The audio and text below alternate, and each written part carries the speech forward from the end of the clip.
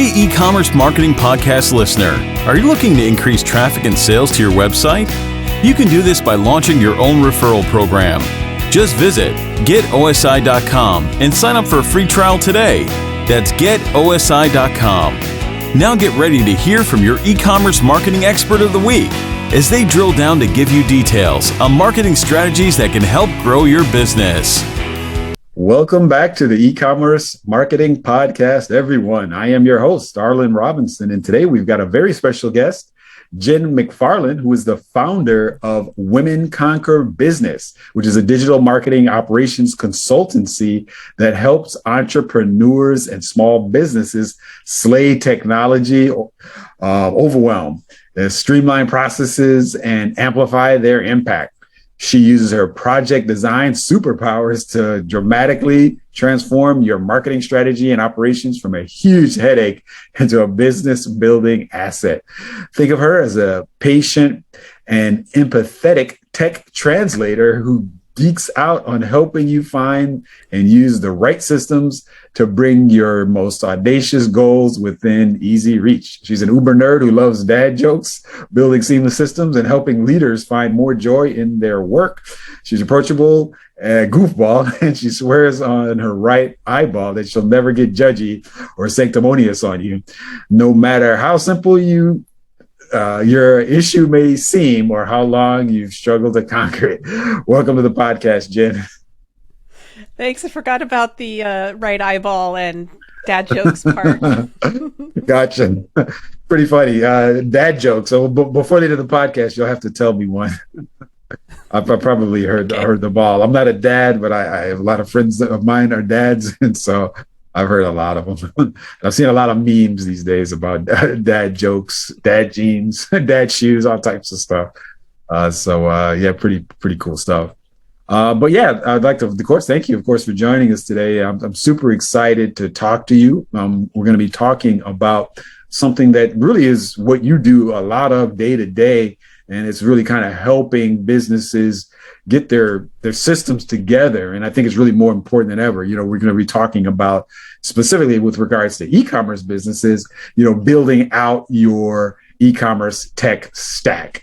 And, for people that are familiar with that terminology, really a tech stack is really just all of the pieces, the nuts and bolts behind the scenes of your technology when it comes to your website, your online shopping cart, your marketing tools, the integrations between these, your web hosting, all of this, how all of this fits together. How do you build it out properly to run a successful e-commerce business? And so that's really what we're going to be diving into. But before we do get into all of that, why don't you tell us a little bit more about your background and really specifically how you did get into what you're doing today? Sure. First of all, thank you so much for having me on your show. It's a pleasure and an honor. And sometimes tech nerds get to talk about this stuff too, and they can be really excited. So I'm just really excited to be here. So a little bit about myself. For 10 years, I worked at the enterprise level as a business analyst. I was analyzing all of the systems, business processes on a large scale, including researching software selection, data security, and a little bit of marketing as well. It was maybe not as ingrained because my big enterprise experience was for the public sector, which is a little bit different, as you know, from private sector.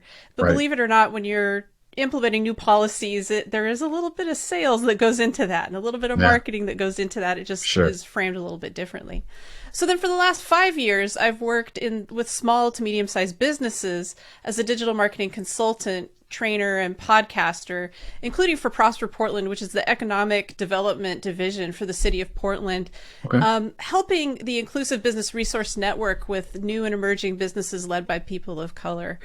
So the work that I do is really not just in Portland, but I have a strong tie to the community here in Portland, Oregon. And then I help a lot of service-based businesses primarily, but then also a few brick and mortars that have an online presence and full e-commerce customers as well. And that's what brought me here. So a real techie nerd that also has a marketing background. Okay, that's awesome. Yeah, you have a pretty incredible background, going from the enterprise level types of dealings with these large enterprise companies, and then taking that experience, which I know you learned a lot with these enterprise businesses, taking that know-how and then helping smaller businesses to really navigate these really ever-changing waters with regards to technology and just figuring it out and how to make everything work and fit together. So that's definitely some admirable stuff there. And thank you for sharing that. And, as I had mentioned, we're going to be talking about how to properly build out a tech stack, e-commerce tech stack. And so, when you're thinking about doing all of this, whether you're maybe a startup e-commerce business, or, maybe you've got your business, you're up and running, you've already been going for a while, but, you just kind of did everything on the fly. Somebody recommended something to you. You said, okay, let me try that. I'm going to just go ahead and get a Shopify account. I'm going to go ahead and, use this web host. You just kind of figured it out. You kind of put things together, but you didn't really think about, properly organizing this whole stack and how do these things fit together. So, when you're building and optimizing all of these things, really, what do you think is the most important thing to keep in mind when you're looking to get all this stuff together? Yeah, and I don't want your listeners and the viewers on YouTube to kill me for this, but the most important thing to look at are the 3 to 5 year business goals for your company. And I know people are going to say there's a lot of uncertainty out there with COVID-19 and everything else. The truth is we've always lived in a world of uncertainty. So you need to put that aside for just a minute and really dive deep into where it is that your ship is going. It's okay to start off by taking all of these suggestions, but if you continue to do that throughout the life cycle of your business, you might not be around as long as if you really dive deep and think about where it is that you're going, what it is that you want to create. These things include where is your revenue coming from now versus where you want it to be coming from in 3 to 5 years, so that you can be building toward that. And then your tech stack is no different. You don't want to be building out a tech stack that really supports a service-based business if what you're really building is an online business. It doesn't make any sense.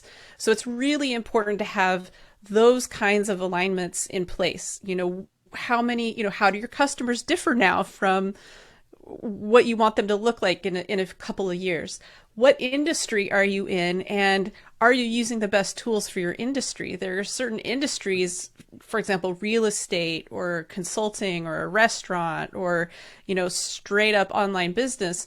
There are certain products that are really built for those specific industries. So the more clarity you have around these types of things, then the easier it is actually to build out a tech stack that will really support that. When there's business confusion and people don't know where they're going or what they want, then you do kind of end up with this hodgepodge, and you end up with double data entry everywhere. You end up with a lot of issues and problems that just frankly wouldn't exist if you'd really put the time down to write down what is going on now versus where you want it to go. And then that doesn't even get into how does work move through the business now, and what would you like to see it do? Too many times people just toss in automations without really thinking it through. Is this really going to lighten the load, or does this just make it a more jumbled, confusing mess? Yeah, very true. And I'm glad you did mention that, regardless of what people are thinking, they're like, I want to know what do I do? What do I do?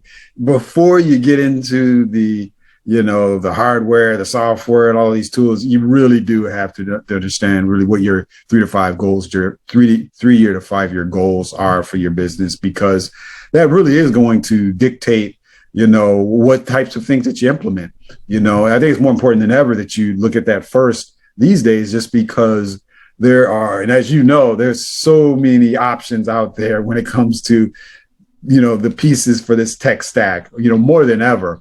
I mentioned to you before we started recording, we kicked things off with our business, OSI Affiliate Software, our main company, OmniStar Interactive, back in the year 2000, and things were a lot different. There really wasn't that many options as far as, all of these software as a service tools. Most of the time when you needed to have some functionality created for you, you had to have it developed. Custom, when you're dealing with web hosts, it was a whole different animal. There was no such thing as this cloud hosting.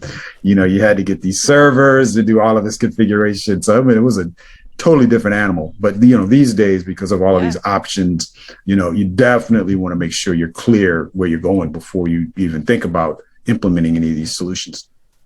Oh, 100%. There's a blog that I follow called Chief Martech, and every year the blogger catalogs how many marketing products there are on the market. It's up to 8,000 different marketing products just for marketing that you can have in your tech stack. That didn't exist when you started your business. It sure did. and it just creates more and more confusion for people. And the difference between enterprise and a small to medium sized business is at the enterprise level, we spent a phenomenal amount of time talking about functional and technical specifications. What is it going to do? How is it going to move through the organization? And then that was probably the biggest shock when I became more of a small to medium sized business consultant, is everybody's like, well, I just want it. Like, make it happen. And it's like, okay, why? And so it's kind of a shift that in the last 5 years I've really had to make to really, in some cases, kind of guide the business owner through kind of the steps of really thinking this through on a more holistic level, because not only are there 8,000 different options out there and growing, like there's probably 5 more marketing tools out there on the market since we started talking. But beyond that, you only have so much time and so much money, and you need to amplify the value much more at a small to medium sized business level. So it's really critical to kind of put a little bit of time up front so that you can save yourself the time and money in the long run. Yeah, very, very true. Yeah, and I can imagine a lot of what you're doing, like you mentioned, is, people are like, approaching you saying, I just want it. I want it to work. But, a lot of them know what you're doing is probably getting these businesses to kind of pump their brakes a little bit, assess their needs, assess their goals, and then kind of go from there. Now, once you've kind of gotten these businesses to pump their brakes, assess their goals, get everything clear as to where they're going to be in 3 to 5 years, or where they want to be 3 to 5 years, what are some components really that you see that you usually recommend of an optimal tech stack? And really, what are some resources that you recommend and that comprise this optimal tech stack? So you've mentioned a few of them already throughout the conversation. So in a traditional e-commerce online business, and this could be a brick and mortar selling products online or just straight up selling products online, there are a few things that are really critical. So you want to get a really solid email marketing platform. If, for example, Omnisend, Klaviyo, something like that, that will really support all of the cart functions and everything that you need, and will also help you with communicating offers and specials and on all of that.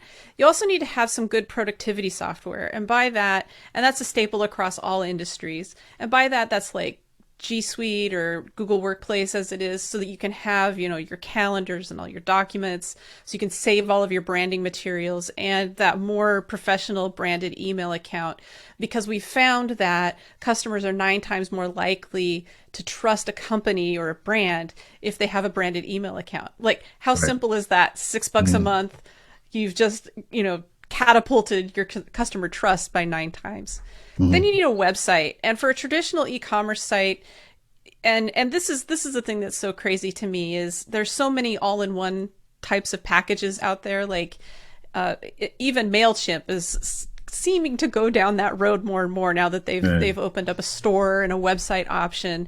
And really what you want is an email or a website platform that is really geared toward e-commerce. MailChimp is a great email marketing software, not necessarily for e-commerce, but it's a solid product.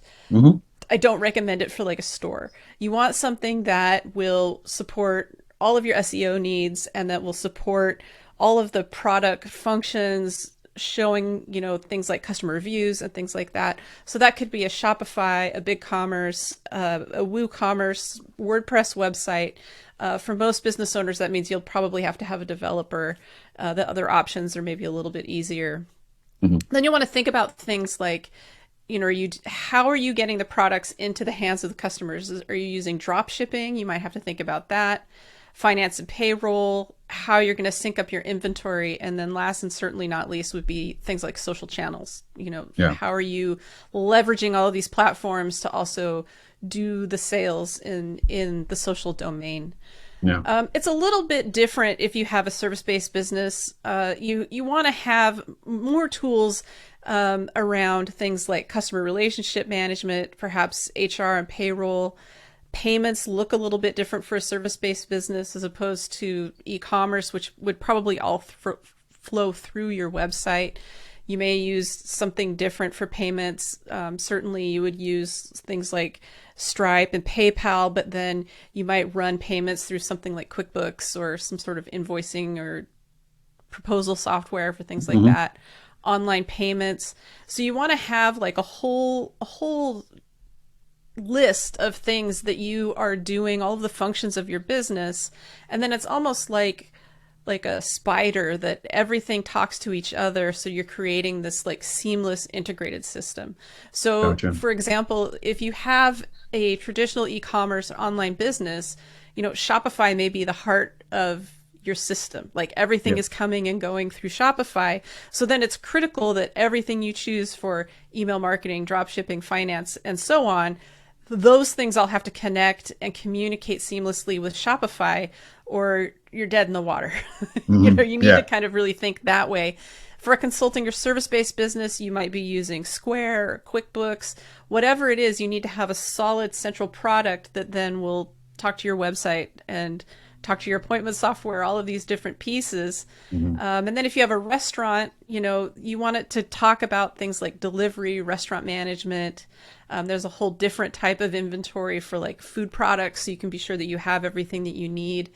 So you can see that there are certain things that everybody needs. Everybody needs email marketing, a website, and productivity software. But then the other pieces may change a little bit based on what industry that you're in and the exact functions that you want to do. And you might say, well, I don't need to worry about drop shipping right now, but wouldn't it be nice if you had a platform that as you grow into different things, you can add drop shipping as an option? If you go with some of these all-in-one services or even like a MailChimp or something like that, that may not even be an option for you. So you really need to think broadly and about, again, this goes back to really thinking about where your business is headed before diving in on something that sounds like a good deal or your buddy used or anything like that. Otherwise, you may end up painting yourself into a corner, and then it just gets really expensive to back yourself out.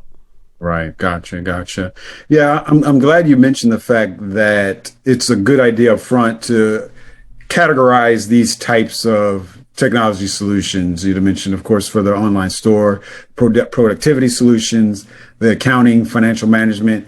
When you look at it like that, it does kind of simplify things and makes it a little bit easier to understand what you need, what tools you need to have in place, and get the right solutions to kind of go under each of these categories, for sure. Because it's a lot, and then a lot of times you have to be mindful of the fact you mentioned with Shopify and the integrations with other solutions that you got to make sure, okay, if you, let's say, have Shopify and you are using QuickBooks, can you easily get your Shopify data imported into QuickBooks? Do they have some type of plugin, or are there third-party solutions to make that happen? And so, it's those types of things that you have to be mindful of before you really get, knee deep into these solutions, because, I talk to some small businesses all the time that, get our solutions. And one of the consistent things that I see is that a lot of businesses, when they start using it or they've been using a particular platform for a certain amount of time, it's a huge pain to try to switch, let's say you're using, let's say the Wix platform, and then, for whatever reason, you have to switch to a platform like Shopify. And I got the cringe with the Wix. Wix, they've come a long way, believe it or not, though. I know a lot of people, especially tech people, cringe with Wix just because it is I guess you could say they're of the whole no code movement, basically, which is allowing people to get these websites and build them on the fly without having any technical or coding experience. And, as a true tech nerd, and me, I have a software development background. I'm more of a traditionalist and is, used to those traditional solutions where everything is coded, hard coded, and, a lot more flexibility. But I'd say in this day and age, the Wix of the world, Squarespaces of the world, there's definitely a place for it, for people that are non-techie, that don't have the money or the resources to pay a developer to build these things. And so it does give people an entry into the e-commerce world. It does. And Wix is getting better, but yes, they've had a significant amount of time to work on their coding and their SEO, and they've been very slow to do it. As a contrast, Squarespace is great. I mean, they have made leaps and bounds over where they were a few years ago. I'm not I don't know that everything has to be hard coded. I certainly support a lot of people who aren't very tech savvy or comfortable with tech. And the problem that I have with Wix, and I think it might be shifting, is a lot of businesses tend to outgrow it. Yeah. And it's not portable, so you can't just migrate your data. It is a rebuild if you have to go somewhere else. And those are some issues. It's a problem. And if you're on an older version of Wix, the SEO is terrible, the coding is awful. But if you're on a newer theme, in Wix, then it's better. So it's a platform that I'm hoping that they will overhaul. For years, I've always said, well, Wix has really good commercials. And that was like the best thing I could say about Wix. Gotcha. I think it's changing a little bit. It's still not something in my e-commerce website stack. I mean, for me, it's Shopify, WordPress with WooCommerce, or Squarespace if you have a site under 10 products or your service-based business. But it could change. Yeah, I totally understand. And I agree with you. Wix has definitely come a long way from when they first started, and, they have grown, and there's a lot more you can do with it. And, I understand what you're saying as far as having to go from like a platform like Wix or those types of no code platforms, and then having to switch is really difficult. You really almost do have to start over because there's so many things that are just native to their platform. And you got to think about it. It is intentional. They do that purposely, of course, because they don't want you to go anywhere. They don't want to lose customers. They want you to be, a customer for life, for the life of your business, and not think about having to switch to something else. So, from a business perspective, a business decision perspective, that's, I think, the route where the Wixes of the world, that's the reason I think they've decided to go that route, to make things, kind of just so native to their platform. So, that's just kind of where we're at. It's, again, one other question I wanted to ask, because I know people are really thinking about it, as far as an e-commerce business that really wants to focus really in on just, driving as many sales as they can. That's really kind of their core focus. Or maybe they're in a position, maybe it's a better question, is they're in a position where they are expecting maybe an influx of sales. Let's say maybe for whatever, somehow maybe they got a appearance on Shark Tank. We had actually had some Shark Tank customers, and people that are familiar with the show, the ABC show where you can pitch to the investors.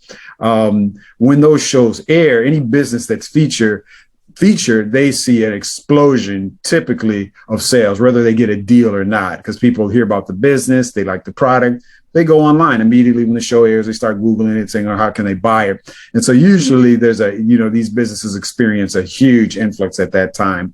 So if you're in a position where you think maybe, I don't know if you're going to be on a Shark Tank, or maybe you're going to have some national advertising, or expecting a big spike, are there certain things that you need to be mindful of as far as your tech stack to be able to handle like explosive growth like that could be like an overnight explosion of sales? Absolutely. And what I'm about to suggest will help you in the non-Shark Tank times as well. What we've found since COVID-19, there are a few things. Forrester's finding that digital marketing penetration is exploding since 2019, the end of 2019, and then into 2020. What has happened with so many people being online all the time is not only is e-commerce not optional, but it also means that customer expectations have really elevated to new heights that we haven't seen before, because we had several months or a year of many people sitting on their phones all the time, engaging with different platforms. We saw over 50% of people buying most of their items online, which was unheard of, even like 2 to 3 years ago. So one of the ways that you can optimize your tech stack to really handle an explosion of customers or a regular flow of customers is to optimize for the customer experience. So that means making sure that it is as easy as possible to buy from you on your phone, on your computer, on a tablet, and then setting things up around, of course, like all of the automation around cart abandonment, reminding people to make the sale, asking people for reviews, because we know that 70% of people trust a review just like it was told to them by a friend. So there's so many different components that you can use to really automate it. Now, from a volume perspective, which was the other part of the Shark Tank scenario, that's where we get into things like, where is your website hosted? Right, Do you have limits in your hosting that will prevent you from handling a big spike? How big is that spike supposed to be? Is the hosting, is it dedicated? Is it shared hosting? Like, what are some of the factors that could be preventing you from managing the spike? And, worst case scenario, your website goes down. So you need to look at the different things. People love things like Bluehost for $2 a month. That might not be able to handle a Shark Tank scenario. Right. It's kind of unlikely that it will be able to. So the best thing that you can do is build out that tech infrastructure. And if you're unclear, this is a really good opportunity to reach out to your service providers, whether it's, your hosting or different infrastructure pieces for how the work moves through, to make sure that you have the pieces in place. Because the worst case scenario is you're on Shark Tank and all these people are hitting your website and it goes down because you never load tested it. I mean, that was one thing that nightmare scenario at the enterprise level is, we knew that everybody would come on a certain day, and we thought that we had done adequate load testing, and it like melted down all of the servers and just brought everything to a grinding halt. And we were like manually managing like hundreds of thousands of payments and matching them up. So you don't want to go into that scenario either, because it's a nightmare. So what you need to make sure of is that everything is optimized to handle not only daily average transactions, but more volume that you might be expecting. So those are a few of the ways to really do it. It's both the customer experience and the behind the scenes infrastructure. Yeah, and that's great advice, because you mentioned that you got to do these things and get these things in place regardless of, whether you're about to go on Shark Tank or whether you're about to get some explosive national or global advertising, things like that, because you just have to be prepared, really, because you never know. I mean, you never know, as being a business owner, being out and about, you could you never know who's a customer. You never know what relationships those customers have. They could be, have a relationship with a famous influencer. They tell their friend about your brand. And then the next thing you know, you've got, millions and hundreds of thousands and millions of people going to your site. So the bottom line is, always be prepared regardless of, what you see in the coming future in a few years. So great advice there. Now, Jen, as we get ready to wrap things up, I want to just kind of close things out with a final question based on your experience, the businesses that you've dealt with, or just that of in general. If you can kind of outline or give some examples of some businesses that have created really an optimal tech stack, and what does it really look like? Sure. There's a local business here in Portland with it's entirely online business called Thunderpants USA. Okay. It's women underpants, ladies underpants. And they have a Shopify-centric online website. They spent a great deal of time working on researching and implementing SEO to the extent where they got all the way drilled into the fact that they know that their customers or their ideal customers are looking for underwear that doesn't cause wedgies. Now, how they got there, I don't know. But what they did was they've optimized all of the text, everything, so it's geared and dialed into their ideal customers. Then they use OmniSend and a host of plugins, some are paid and some are free, to facilitate everything through the entire customer cycle, coming from, gift cards, reviews, looking at the inventory, making sure that they've updated, doing the abandoned cart cycles, everything that they need to go through their entire customer journey so that they're following up with people. They've even dialed it into the fact that their customers don't seem to mind pop-ups, and they've implemented pop-ups. So it's really what they did that really made their tech stack work is throughout the process, they've been asking their customers what they want, what they like, what they don't like, and then taking all of that information and then feeding it back into the customer experience and the business. And then as they look at things like their revenues and, site hits and follow through, all of the purchasing, then they're using that information and feeding it back in to do a continuous improvement. Okay, great. Yeah, that's a very successful for them. Yeah, I can imagine. That's an awesome case study there. Thank you for sharing that.